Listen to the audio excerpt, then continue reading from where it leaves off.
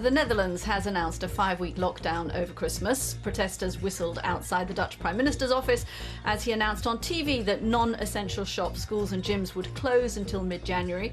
The Czech cabinet has also decided to tighten restrictions. They've closed pubs and restaurants again from Friday, barely 10 days after they reopened. And France has moved out of lockdown today in the second step of a 3-stage programme set out last month. However, because the number of cases hasn't fallen as quickly as they had hoped, there will be a nightly curfew across France still. Virtual vigils and services are being held in Newtown, Connecticut to mark the 8th anniversary of the Sandy Hook shooting. 20 first graders and 6 teachers were killed in one of the deadliest mass shootings in United States history. The baseball team, the Cleveland Indians, has announced plans to change its name. The club's owner said he'd been told by Native Americans that the current title damaged their community, and he wants a name that will bring people together. It's official. Joe Biden will be the next president of the United States as the Electoral College confirms his victory. For Joseph R. Biden of Delaware, a Democrat, ayes 55, noes 0.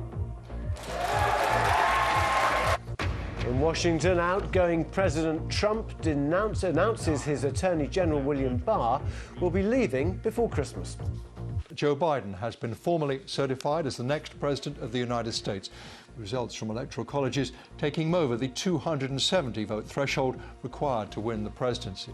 Speaking just afterwards in his home state of Delaware, Mr. Biden said the result confirmed what he called the strength and resilience of our democracy, but he did directly reference Mr. Trump's attempts to overturn the result.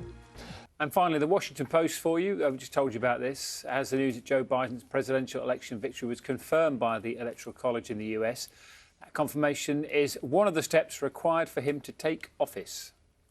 The coronavirus vaccine has begun rolling out across America on the day the number of dead in the country passed 300,000.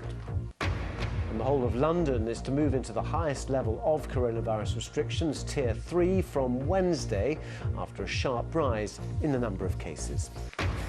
In China, questions about the alleged forced use of people from minority communities in the country's huge cotton industry. Senior figures in the Afghan Taliban have warned the United States against breaking a commitment to withdraw troops in the next 6 months. Speaking to the BBC, they said they would retaliate by resuming attacks on international forces.